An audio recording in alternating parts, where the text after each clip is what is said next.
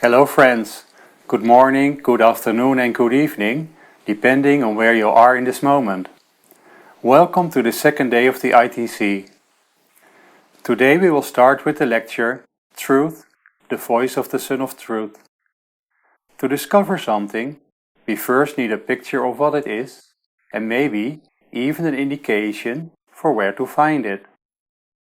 The theme of this year's ITC is Discovering the Eternal Son of Truth. And in order to form a more elaborated picture of this subject, we will spend the next 20 minutes exploring together what truth is and how it is connected to the Eternal Son of Truth. If we look at truth, we can easily see that in everyday's life, very different truths or perceptions of truth can be found, and that these differences are often the root cause of very intense and sometimes very long-lasting disagreements. While on the other hand, we see that hardly anything is done to overcome these differences, so that the various parties concerned can continue to hold on to their own truth. It's clear that this approach does not help us any further. Theosophy, on the other hand, gives us a very clear picture of what truth is, and it also indicates that it is impossible that there are two different truths on the same subject. In Isis Unveiled, H.P. Blavatsky tells us that two different truths on the same subject can but constitute one great error. When we explore what truth is, we will start with the first proposition given by H.P. Blavatsky in the first volume of the Secret Doctrine. She describes this proposition as an omnipresent, eternal, boundless, and immutable principle that precedes all manifested, conditioned, and finite being. It transcends the power of human conception and can only be dwarfed by human expression. And although this absolute negation is beyond our understanding, it's still valuable to think or to contemplate on the idea of boundlessness, because it determines our vision of and our position in life. When we see that there is one absolute reality, or one absolute truth, that precedes all life and all manifested and therefore limited being, we see that we ourselves are a limited and temporary expression of it, and also all other life that exists, from the very smallest to the very largest that we can imagine, and even further into the boundless is part of it. We then see that we all together form one large web of life, which is interconnected, interblended, and interwoven. And in this web we grow, we work together, and have our existence. Seeing this oneness and interconnectedness, it can hardly be otherwise than that we see that brotherhood is a fact in nature. It's the ethical conclusion of understanding that everything forms a unity with each other. And if we go one step further, we read in the second proposition that the eternity of the universe in toto forms a boundless plane in which countless and countless universes alternately manifest themselves and withdraw after the period of activity into the inner realms again, in order to repeat this process of manifestation. In the Secret Doctrine, these universes are called sparks of eternity, or monads. And the ceaseless movement of these universes between periods of activity and inactivity can be seen as a regular pulsating, tiding ebb of flux and reflux. Now, in order to express themselves, monads work together with other monads, and they do this within a hierarchy in which the more advanced and the less advanced beings cooperate with each other. The higher beings, or monads, give inspiration to the less advanced, and the less advanced provide the vehicles to the more advanced, so they are able to express themselves. This can easily be understood when we look at this process from the idea of the tetractys. We then see a triangle with 10 points in one of its aspects, symbolizing all life within a hierarchy, with a point at the top. This top represents the monad within the hierarchy that's the most highly developed and the most spiritualized of all monads within the hierarchy. Therefore, this monad is called the Absolute. In Sanskrit, the Absolute is also called Brahman or Paramatman, and it is this point from which all life within a hierarchy emanates. And before we go further, it's good to remember that while we are discussing the structure of this one particular hierarchy, guided by the top or the Absolute, we are living in a boundless universe. This means that the playground of the universe in toto contains countless and countless of these hierarchies and thus, consequently, contains countless absolutes. Some of these hierarchies are developed much and much further than our hierarchy, and other hierarchies are far and far lesser developed than ours. This view implies that although our hierarchy has a top, an absolute, there are other absolutes. A second conclusion we can draw from this is that there will never come an end to our evolution. We will always continue to grow. Evolution is boundless, so to say, but within our hierarchy there is a top, from which all wisdom emanates, and this top is called the Sun of Truth.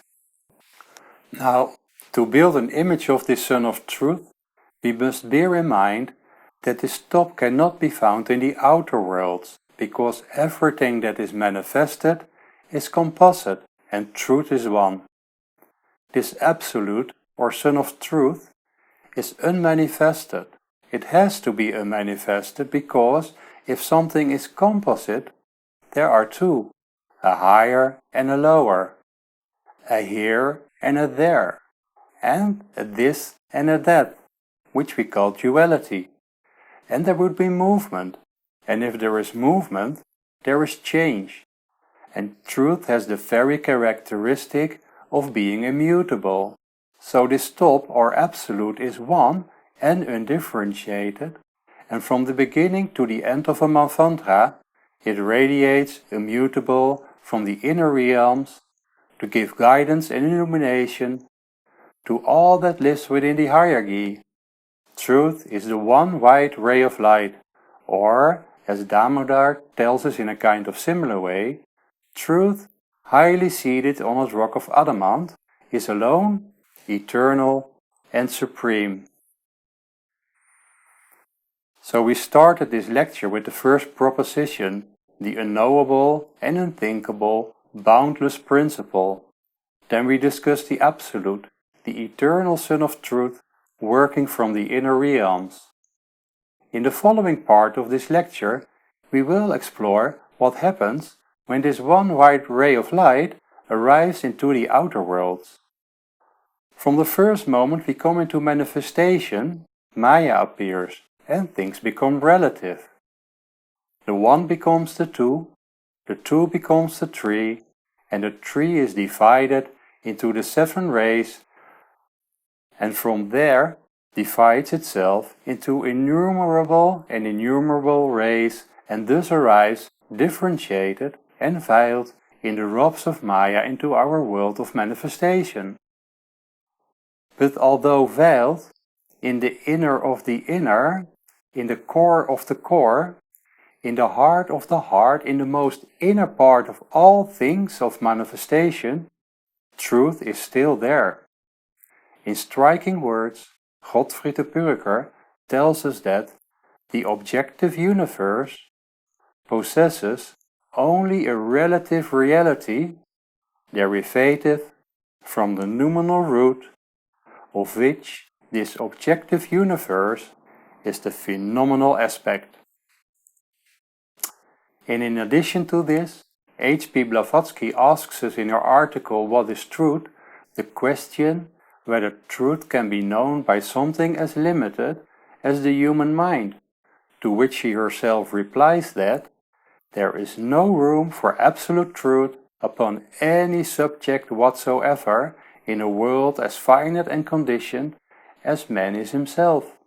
But there are relative truths, she continues, and we have to make the best we can of them. In the same article, she also indicates that in every age there have been sages who had mastered the absolute, but could teach only relative truths, and that the extent to which truth can be revealed depends on the capacity to which the student can absorb truth. This implies that our vision of truth depends on our ability to perceive it. We can only see what we have developed within.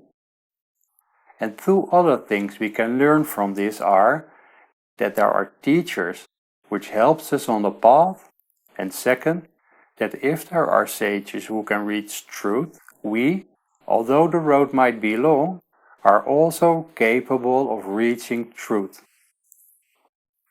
Now let us see, how does this work? We live in a world of Maya, and it is this world that we experience as real. Moreover, Maya is not only at work on our earthly plane, but on every plane of manifestation, and every form of existence is subject to it. Even in the realm of the highest Dianchoan, Maya or illusion are at work, which means we can only perceive relative truth. But does this imply that our world of manifestation does not exist, because of its illusory character, as sometimes is thought? No, this is not the point. Maya or illusion mean that we do not understand this world for what it is in its essence, for what it in reality is. We see only the relativity of it, because we ourselves are limited. But the real, or truth, what is also present in it, remains hidden and veiled. It's like Plato's cave, where chained men are looking at shadows on the wall and take them for truth, not seeing that they are shadows and the chains are the veils of their own perception. Identity is reality, and as long as we attribute truth to what we see, we remain chained in the arms of Maya and we don't make any progress. This is also the reason why Gottfried de Purger tells us that the first task of the teacher is to destroy the childish self-confidence of the neophyte and to put in its place reverence for the truth. We need, so to speak, confidence in the principles for the path we are on and doubt for the capacity of our observation and perception, because due to the illusory nature of our perceptions, they prevent us from seeing truth. And as soon as we begin to see or begin to suspect that there might be a greater truth behind the material truth, we can grow and take steps on the inner path. This can be seen as the first stage of enlightenment or awakening, seeing that there is a greater reality behind the relativity of the world we perceive with our eyes. It's like reading a text. When we read the sentences, we see the outer world that we perceive with our senses. But then, when we are silent and give it some time to see what Buddhic impulses are coming to us from our inner being, we can see the wisdom and deeper meaning of it, and in that moment of silence, when we are reading between the lines, we go inside and receive a deeper perception of truth. It takes silence, contemplation, and patience to come to a bigger truth. We can think again of Plato's metaphor of the cave. The person who is freed from his chains and taken up into the cave to see a greater truth, first perceives nothing, because he is not adjusted to the light in the higher regions. Patience and trust are needed, and in time, when his eyes have become adjusted, and he can let go of the attachment to what he already knew, he can behold the greater truth. If we then return to Helena Petrovna Blavatsky's article, What is Truth? She says that truth is a multi-faced jewel of which it is impossible to perceive all the facets at once, and that no two people, no matter how anxious they are to see truth, can see even one of these facets alike. It's like the story of the blind monks who are investigating an elephant. Each of them will perceive their own truth. One touches the leg and thinks it's a tree. Another thinks he perceives a broom touching the tail. And yet another recognizes a mop while researching the ears. They all perceive relative truth, and they have to make the best of it. Now when they are cooperative and consult each other, they can bring the pieces together in order to build a bigger image or a bigger vision of truth. And isn't this also the reason why we gather every year here at ITC? Together we investigate, and with the contribution of each other, we try to increase our understanding. And in doing so, we inspire each other and try to look behind the veils, and we learn more than we can do alone.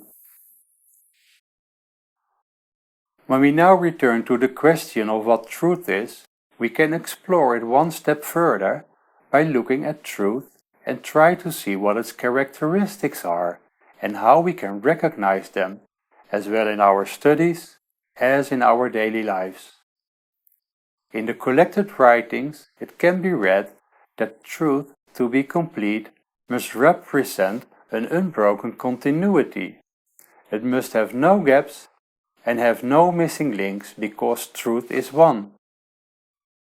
For this we can, for example, look to the doctrine of reincarnation, from which, on the basis of a number of processes occurring in the inner realms, where we can think of Kamaloka and Devachan, it can be explained that people incarnate in intervals of a few thousand years.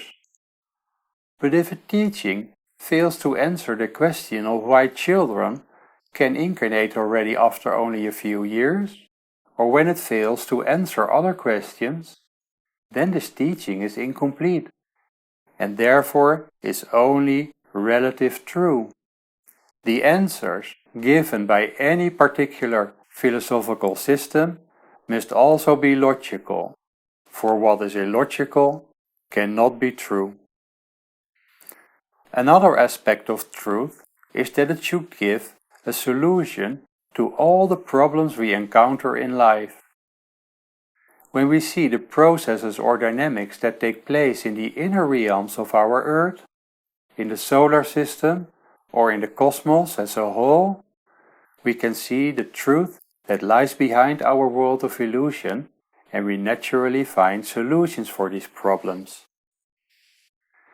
Therefore it's said that the Sun of Truth radiates its beams to all. In this we find an important touchstone by which we can recognize truth. Truth must be beneficial to all. And if we descend too far in our world of illusion and Maya, we encounter many details and personal preferences that can no longer be combined, so we get entangled. To find truth, we must rise up. It cannot be adapted to our preferences, or, as H.P. Blavatsky tells us in the collected writings, truth is not on earth. It has to be searched for in the higher regions.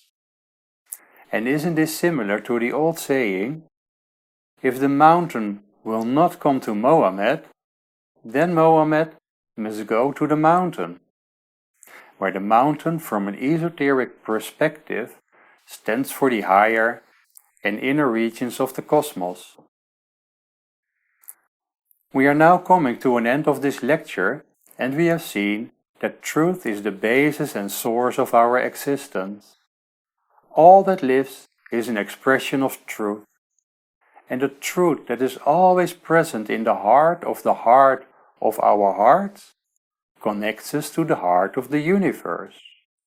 So when we turn inward and listen to the silence in our hearts, we gain insight into the essence of what and who we really are.